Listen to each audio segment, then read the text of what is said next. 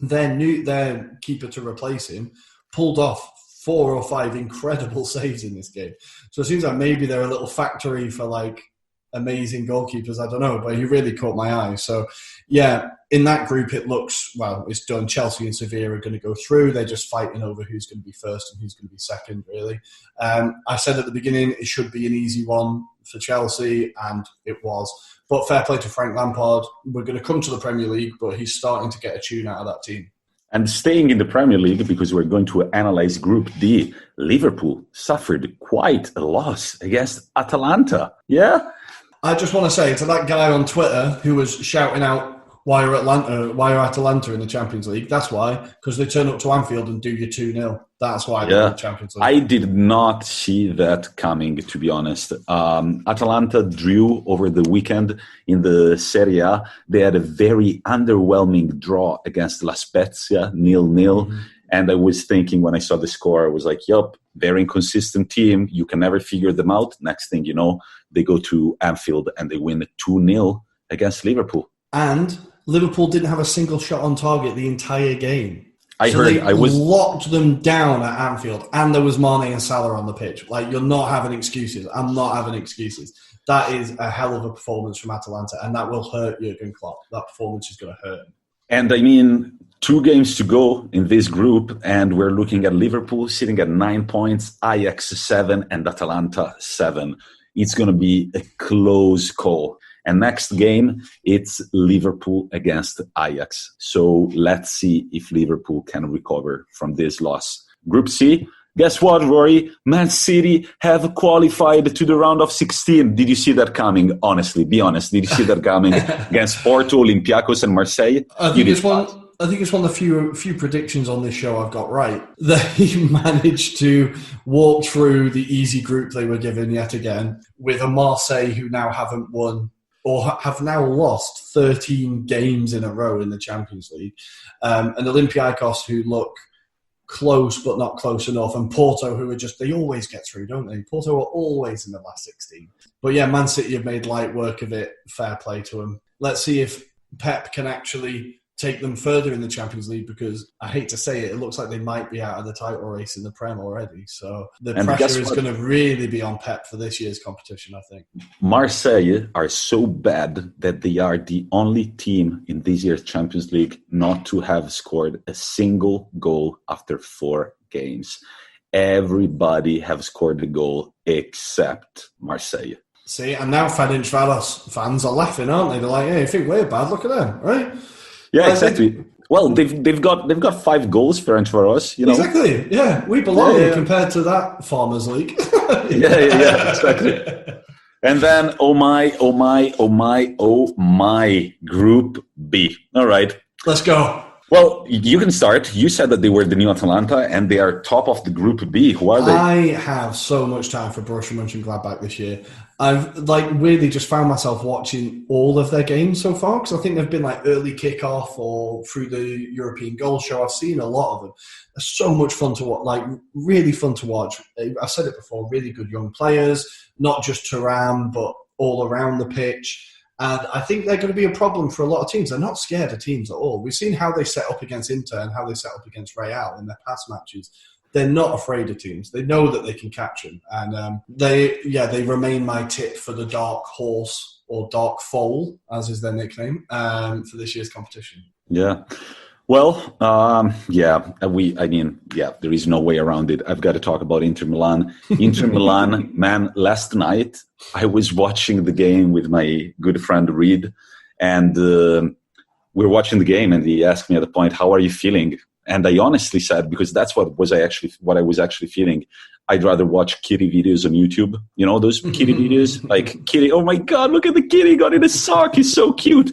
That's how I was feeling. It was one of the most underwhelming game I've seen Inter play. 0 shots on target, a penalty right away, and then Vidal, man, I don't know. That red card and Gagliardini's face looking at him is just like, man, what are you doing? I know, man. I feel like how is that expression that Conte is giving him like his leash with Conte is way too long. How would you say that? Yeah, it's giving him too much slack. Yeah, too much leeway. Yeah. Way too much leeway. I understand that Conte really trusts this player because he was a beacon in his Juventus team that restarted serially winning the league.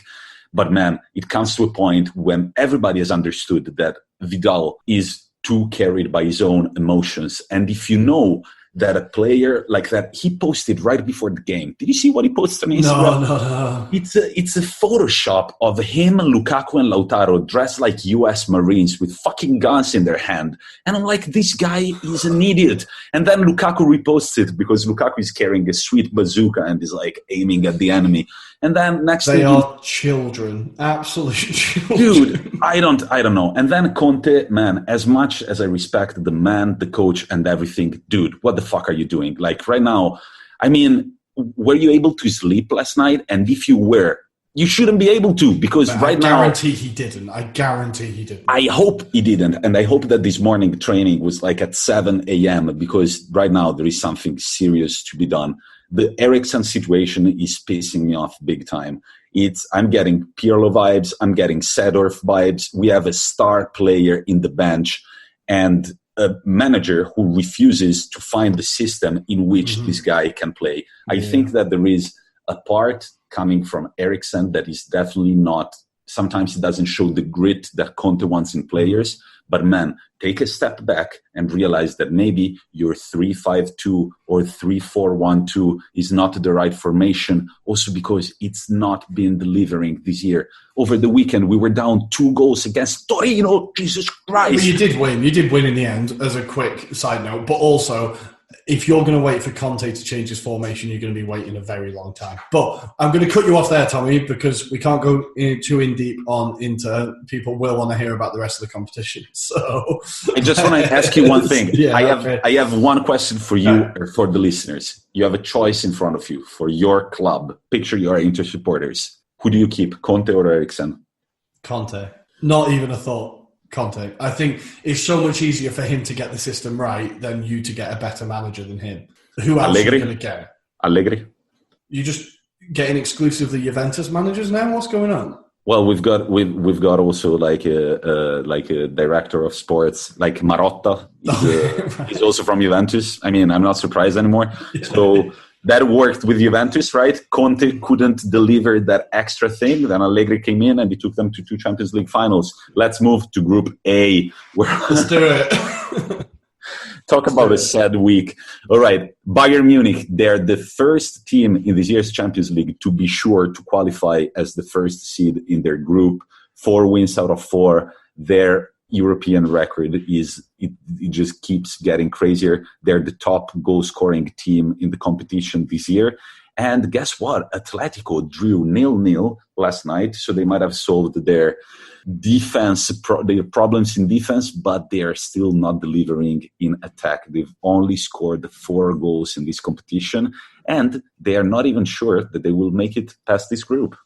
Yeah, I saw a bit of this game, and the main problem for them was Costa. Both Costa and Suarez were missing. It just left them a bit toothless. I really like that Llorente. Like, he started off as a centre-back, and now he's an attacking midfielder. But to put all your attacking hopes on that guy seems a bit ambitious. They had a goal disallowed through Koke, which was offside, and they just looked a bit lost, a bit ponderous. I think I was looking at Simeone, and I was like, he's been there. Obviously, he's been there a very long time, right? Yeah. But also, the last time they won the league, I was in Spain, so that's like 6 years ago, 7 years ago, right? He's not won anything since. It's amazing that I'm not saying they should sack him, but they've not really moved beyond it. If anything, they've gone backwards. I don't know. It seems like a weird club to me that just seems a bit in purgatory. Is that the right term? Yeah. I mean, I understand why they want to keep Simeone because he has shown that he is a very good manager.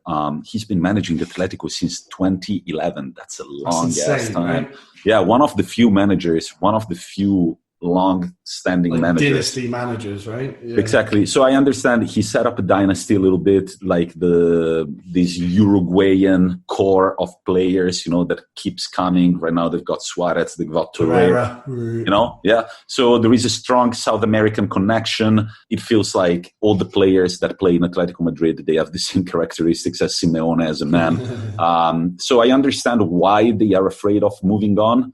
Who could they hire, after Simeone? But I definitely think that it's worth thinking about it, because it comes to a point where if you don't plan ahead, then you'll find yourself not doing anything for 10 years. Yeah. So just quickly before we move on, I think that's a manager that could find himself at Inter, Simeone, one day, but we will see. I don't know. Inter, I don't even understand why I support this team.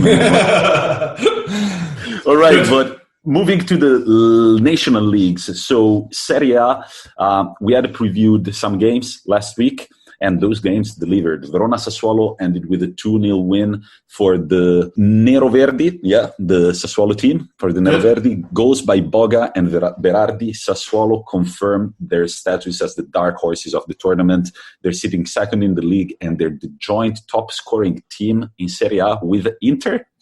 I don't understand how that happened. But we are the top goal scoring team together with Sassuolo. Verona, who lost the game, they have still conceded only 7 goals in 8 games, and their goalkeeper, Silvestri, is the third goalkeeper in save percentage across Europe's top 5 leagues, 85.7%. Navas is first with 94%, and Jan Oblak from Atletico Madrid is second with 92%. This stat is very good because I really, really like this player, and I feel like top clubs around Europe are starting to realize his potential. Just like Simeone just like Atletico should start thinking of the post-Simeone era, Inter Milan are starting to think of the post-Andanovic era, and Silvestre from Verona and Musso from Udinese are the 2 suspects to replace Andanovic in goal. A person that, for what concerns me, I've always backed Andanovic, but right now he's not looking like the goalkeeper he used to be. Like last night, there were 2 shots from outside of the box from Real Madrid. He just looked at the ball and didn't even try to dive. It was terrible. I'm glad you mentioned Jeremy Boga. That guy is so good. And again, Football Manager fans, go out and buy him. He's definitely worth it. But he's a player that in a few years, I think, even by the end of this season, clubs will be looking at him, surely, as well as Berardi and Locatelli and the rest of the team, right? They asked De Zerbi, what do you think about Boga as a dribbler? And you see De Zerbi, who is Sassuolo's manager, really thinking, and he's like, well, number 1 in Europe is Messi. Number 2, I'll put Boga. And man, when you see this guy play, he can dribble past the defender. Yeah. He's dangerous. Easily. And we were talking about goalkeepers. I read a crazy stat this morning.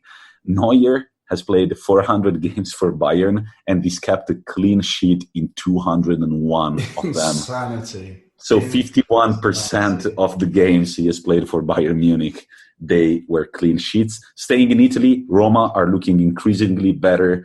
Mkhitaryan, do you know this player, Rory? Oh, don't. Honestly, we gave him away for fucking free. Anyway. So Roma are looking very good. And then the relegation battle between Genoa and Udinese was won by Udinese thanks to a goal by De Paul. And AC Milan, still first. They ran past Napoli 3-1. Zlatan Ibrahimovic, we're running out of words. We're running out of time. I don't know what to say about this guy anymore. His first goal, beautiful assist, but then he just cuts in and just turns his head perfectly, and the ball just goes to the faraway post. Nothing to do for the goalkeeper. It was a beautiful header. Yeah. Super powerful. Super powerful. Rory, what about the Premier League? In the Premier League, the one game we were mainly kind of excited about was Manchester City Tottenham, which Manchester City failed to turn up for, and Tottenham really turned up for. They were so impressive as they ran out 2-0 winners.